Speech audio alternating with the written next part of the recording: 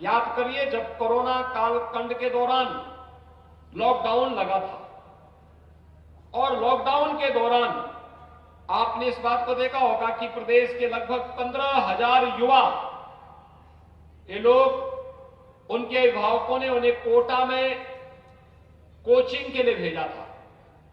कोई नीट की यानी मेडिकल की एंट्रेंस एग्जाम के लिए तैयारी, प्रवेश परीक्षा के लिए वे तैयारी कर रहे थे, कोई इंजीनियरिंग की तैयारी कर रहे थे, कोई एनडीए की, कोई सीडीएस की, कोई यूपीएससी की, कोई उत्तर प्रदेश पीएससी की, कोई अन्य अलग अलग प्रकार की सेवाओं के लिए वे वहां तैयारी कर रहे थे। लॉकडाउन लगा और कोटा के अंदर तेजी के साथ कोरोना फैलने लग गया और अभिभावकों में चिंता हुई क्योंकि आवागमन बंद था। मेरे पास बहुत सारे जनप्रतिनिधियों ने फोन किया। मैंने राजस्थान सरकार से फोन करके बातचीत की। मैंने कहा, भाई हमारे यहाँ के बच्चे हैं, उन बच्चों को हम सुरक्षित लाना चाहते हैं, आप उसमें कुछ मदद कर दीजिए। उन्होंने हाथ खड़े कर दिए। तब मैंने उस समय 500 बसें उत्तर प्रदेश सरकार की यहां से भेजी, उनके साथ फोर्स भेजी और 15,000 बच्चों को सुरक्षित उनके घरों तक पहुंचाने की कार्रवाई उस समय हम लोगों ने की। भाइयों बहनों, तब मैंने उस समय इस बात को संकल्प लिया था कि आने वाले समय में उत्तर प्रदेश के युवा को प्रतियोगी परीक्षाओं की तैयारी करने के लिए उत्तर प्रदेश के बाहर न जाना पड़े। इसके लिए हर जनपद में हम सुविधा उपलब्ध कराएंगे। और फिर हम लोगों ने अभ्युदय कोचिंग की शुरुआत की थी। अभ्युदय कोचिंग आज भाइयों बहनों आपके जनपद में तैयार है। और ये अभ्युदय कोचिंग में कौन लोग इसमें सहयोग कर रहे हैं? इसमें सहयोग कर रहे हैं जिन्होंने स्वयं उस क्षेत्र में सफलता प्राप्त की है। आज कोई जिलाधिकारी है, कोई सीडीओ है, कोई आपके यहां वीसी है, कोई एसएसपी है, कोई यहां पर एसपी सिटी होगा, या कोई पुलिस आईपीएस होंगे, पीपीएस होंगे, पीसीएस होंगे, चिकित्सक होंगे। यही लोग आपको अभ्युदय कोचिंग के माध्यम से प्रतियोगी परीक्षाओं की तैयारी करवाने के लिए आपके लिए एक मंच उपलब्ध कराते हैं। दोनों प्रकार के, ऑफलाइन भी और ऑनलाइन क्लासेस लेने की व्यवस्था उसके माध्यम से दी जा रही है। और सरकार ने इसलिए अभ्युदय कोचिंग से जुड़े हुए 10,000 उन प्रतियोगी छात्र छात्राओं को भी टैबलेट के साथ जोड़ने का कार्य किया, टैबलेट उपलब्ध कराया है। जो लोग आर्थिक रूप से इस खर्चे को वहन नहीं कर सकते थे, लेकिन उनके अंदर टैलेंट था, लेकिन उनको एक मंच मिलना चाहिए था, वो सरकार ने उन्हें उपलब्ध कराया है। और आज ये पूरी प्रक्रिया युद्ध स्तर पर पूरे प्रदेश भर में चल रही है। और मैं विश्वास के साथ कह सकता हूं कि कुछ ही समय के बाद उत्तर प्रदेश का युवा पूरे देश के अंदर छाता हुआ दिखाई देगा। आज कई स्मार्टफोन वितरण की जो कार्रवाई है और टैबलेट देने की जो कार्रवाई है, भाइयों बहनों, आपको वास्तव में जो उत्तर प्रदेश के बारे में कहा जाता है कि उत्तर प्रदेश देश का सबसे युवा राज्य है, यानी युवा राज्य का मतलब सबसे अधिक युवा उत्तर प्रदेश में है देश के अंदर। तो सबसे अधिक युवा है तो इस युवा का लाभ उत्तर प्रदेश को मिलना भी चाहिए। लेकिन मिले इसके लिए हमें तकनीकी दृष्टि से अपने युवाओं को उतना ही दक्ष भी बनाना पड़ेगा। और युवाओं को तकनीकी दृष्टि से दक्ष बनाने के लिए आज ये कार्यक्रम यहां पर आपके लिए विशेष रूप से आयोजित हुआ है।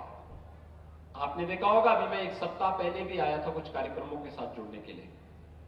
कल गडकरी जी आए होंगे, इससे पहले माननीय गृह मंत्री जी यहां आए थे, इससे पहले प्रधानमंत्री जी का कार्यक्रम इसी कमिश्नरी में सुल्तानपुर में पूर्वांचल एक्सप्रेस वे के उद्घाटन के साथ हुआ था। लगातार कार्यक्रम चल रहे हैं, कार्यक्रम पे कार्यक्रम। लेकिन आज का कार्यक्रम युवाओं के दृष्टि से सबसे अभिनव कार्यक्रम है। हमारा युवा भी अब केवल युवा स्मार्ट ही नहीं, वह तकनीकी दृष्टि से भी स्मार्ट युवा के रूप में अपना नाम दर्ज कराने के लिए तैयार हो जाए। आज इस देश से हम सब यहां पर उपस्थित हुए हैं। भाइयों बहनों, ज्ञान की कोई सीमा नहीं है, यह सीम है, यह सीम है। भगवान वेदव्यास ने तो महाभारत में कहा था कि धर्म, अर्थ, काम और मोक्ष, ये चार जो मानवीय पुरुषार्थ हैं, इससे जुड़े हुए जो कुछ भी दुनिया के अंदर है वह महाभारत में है, और महाभारत में जो नहीं वह दुनिया में कहीं नहीं। हमें आज के परिप्रेक्ष्य में करना होगा कि मानवीय पुरुषार्थ धर्म अर्थ काम और मोक्ष के चारों ओर इर्द गिर्द घूमता है, और उससे जुड़ी हुई जो भी चीज होगी वह भारत में होगी, वह उत्तर प्रदेश में होगी, वह भगवान राम की धरती पर होगी, वह भगवान कृष्ण की धरती पर होगी, वह बाबा विश्वनाथ की धरती पर होगी, वह गंगा यमुना और सरयू की धरती पर होगा। और जो यहां पर नहीं होगा दुनिया के अंदर कहीं भी वह नहीं होगा। यह दावा हम सबको आज के दिन पर करने की तैयारी के लिए अपने आप को तैयार करना होगा, और उस तैयारी के लिए आज हम सब यहां पर आपके साथ जुड़ने के लिए आए हैं। कल यहां पर 84 कोसी परिक्रमा मार्ग के निर्माण के कार्यक्रम का शुभारंभ के साथ ही अयोध्या का एक नया रिंग रोड बनाने की कार्रवाई का शुभारंभ करने के लिए गडकरी जी आए थे। अयोध्या अब विश्वस्तरीय नगरी बनेगी। त्रेता युग की याद को तरोताजा करने के लिए प्रधानमंत्री जी की भावनाओं के अनुरूप अयोध्या के निर्माण, अयोध्या को उस दृष्टि से यहां की आध्यात्मिक और सांस्कृतिक विरासत को संरक्षित करते हुए अयोध्या को भौतिक विकास की उन ऊंचाइयों तक पहुंचाने की दिशा में भी अब सरकार ने अपनी कार्रवाई को आगे बढ़ा दिया है। आप देखेंगे कुछ ही समय के बाद अयोध्या में हम लोग इंटरनेशनल एयरपोर्ट की सुविधा अयोध्या को देने जा रहे हैं। यानी अयोध्या में आप बैठे, याद करिए, आज से 2000 वर्ष पहले की मान्यता है, कोरिया इस बात को मानता है कि 2000 साल पहले अयोध्या की राजकुमारी अयोध्या से जल मार्ग से होते हुए वह कोरिया पहुंची थी। और आज हम इस बात को कह सकते हैं कि अब अयोध्या में हम लोग एयरपोर्ट, इंटरनेशनल एयरपोर्ट इस रूप में बनाएंगे कि अयोध्या से कोई भी व्यक्ति देश और दुनिया की दूरी को कुछ ही घंटे के अंदर पूरा कर सकता है। यह सुविधा आने वाले समय में अयोध्या को प्राप्त होने जा रही है।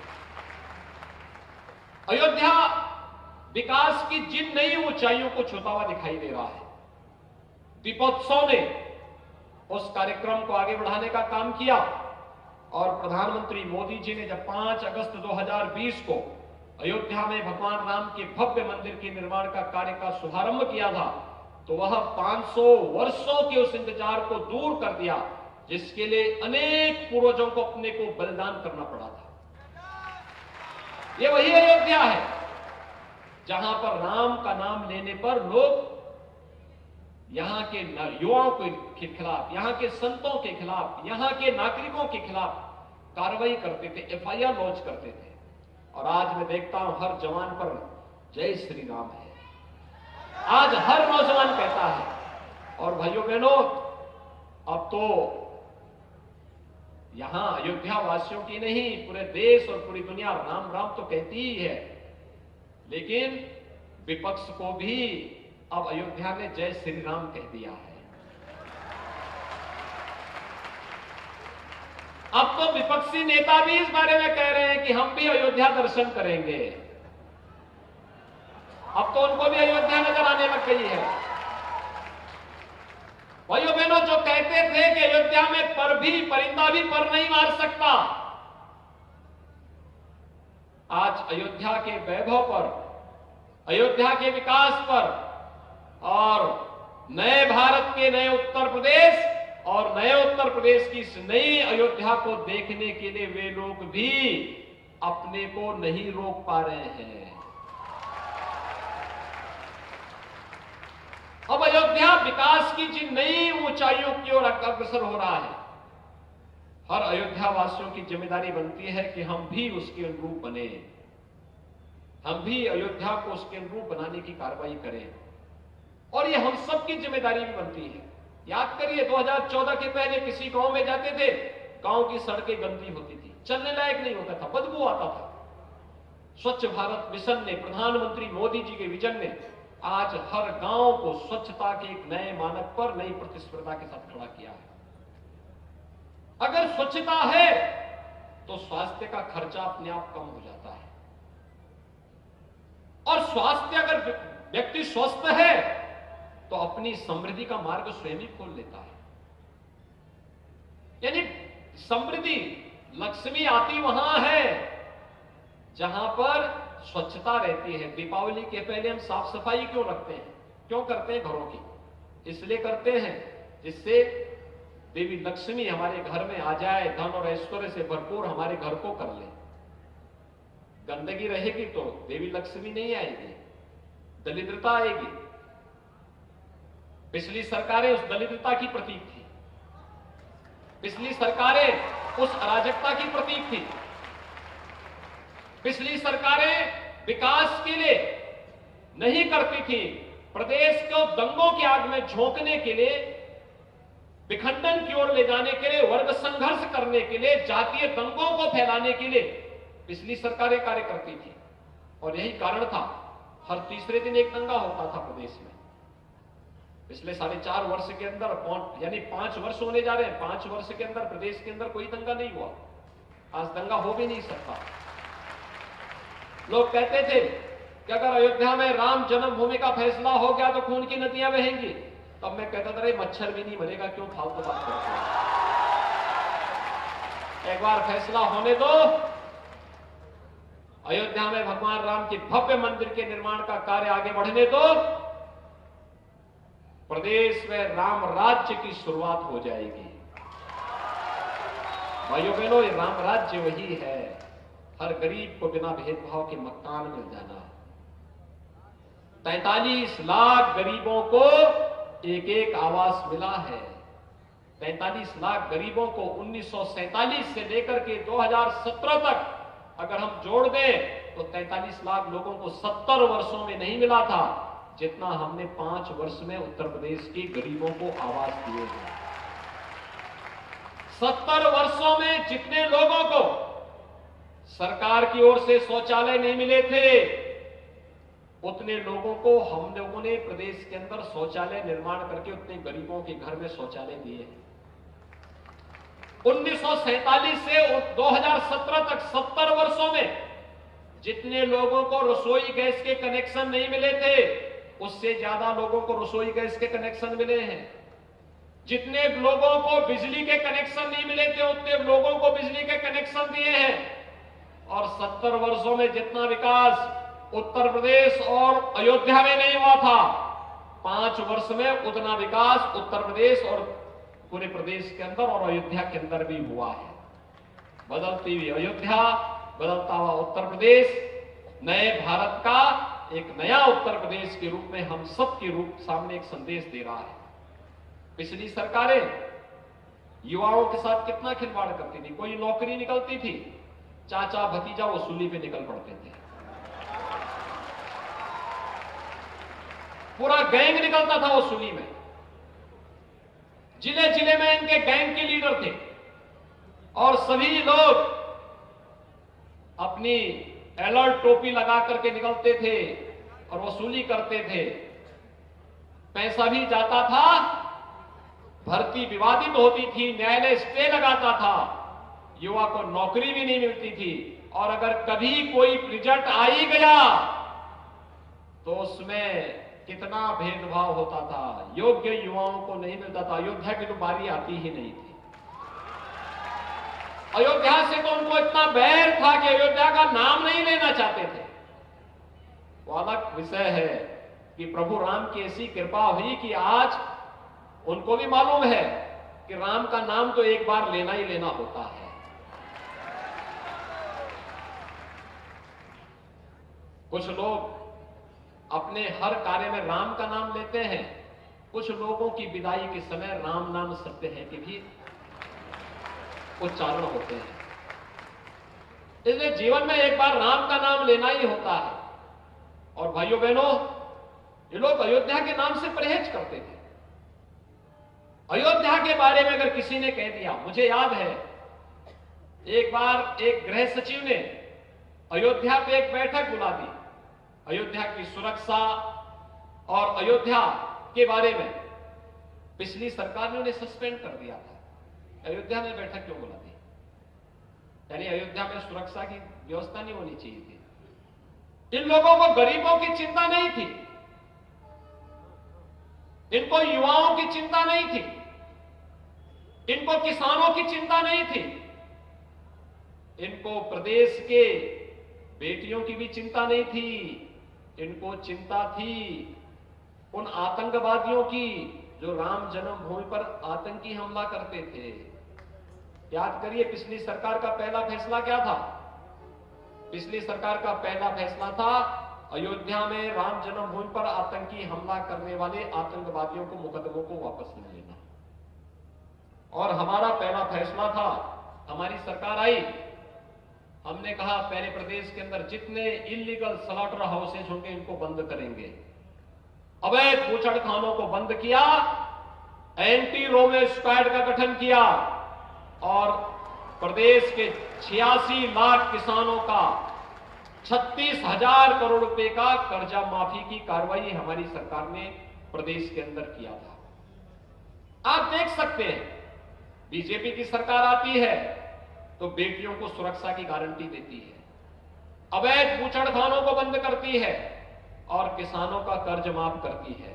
समाजवादी पार्टी की सरकार आती है, आतंकवादियों के मुकदमों को वापस लेती है और उसी दिन कोसी कला से दंगा शुरू हो जाता है। यानी पहले दंगे की शुरुआत कहां हुई थी? आज बहुत सारे लोगों के सपने में भगवान कृष्ण आ रहे हैं। भगवान कृष्ण सचमुच उन्हें कोसते होंगे सपने में, और इस बात के लिए कोसते होंगे कि भाई कैसे नालायक थे कि जब सत्ता दी तो मेरे ही मथुरा में पहला दंगा करवा दिया, और फिर जब कुछ और अवसर मिला तो मथुरा में जवाहर बाग का घटना करवा दिया, जिसमें समाजवादी पार्टी का ही एक सरगना एक पार्क पर, एक विशाल पार्क पर कब्जा करके जबरदस्ती पुलिस पर गोली चला दिया था। एक एडीएम सिटी द्विवेदी, मुकुल द्विवेदी शहीद हो गए थे। ये तो पिछली सरकारों के कारनामे थे, और अपने वे कारनामे उन्हें याद नहीं आते। जब दंगाइयों को मुख्यमंत्री आवास पर बुलाकर के उन्हें सम्मानित करते थे, युवाओं की नौकरी पे डकैती डालते थे, बेटियों की सुरक्षा के लिए खतरा बने हुए अपराधियों को छुड़ाने के लिए कहते थे कि रे तो गलती हो जाती है। भाइयों बहनों, आज गलती हो नहीं जाती है। अगर कोई गलती करता है, गरीबों की जमीनों पर कब्जा करता है, व्यापारियों की संपत्ति को जबरन हथियाने का कार्य करता है, राह चलते हुए नागरिक पर जबरदस्ती गोली चलाता है, तो उसको भी कहा जाता है कि चलो तुम्हें भी इसका जवाब देते हैं। प्रदेश सरकार का बुलडोजर उसके पीछे चलता है और उसके नैतिक कमाई को पूरी तरीके से ध्वस्त करके उसको ठीक ढंग से जवाब भी दे देती है। भाइयों बहनों, आज प्रदेश विकास की एक नई ऊंचाइयों की ओर जा रहा है, और उसमें आप सभी युवाओं की एक बहुत बड़ी भूमिका होने जा रही है। कितने नौजवानों ने यहां वैक्सीन लिया है? बहुत सारे भी हैं जिन्होंने वैक्सीन नहीं लिया है। 15 से लेकर 17 तक के युवाओं को वैक्सीन लेना है। हमने 16 जनवरी तक 12वीं तक के सभी स्कूल बंद कर दिए, कॉलेजेस बंद कर दिए। केवल वैक्सीन लेने वाले बच्चे ही स्कूल जाएंगे।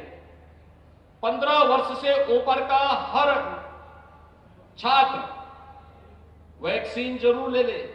ये वैक्सीन फ्री में है और कोरोना का सबसे अच्छा सुरक्षा कवच भी है।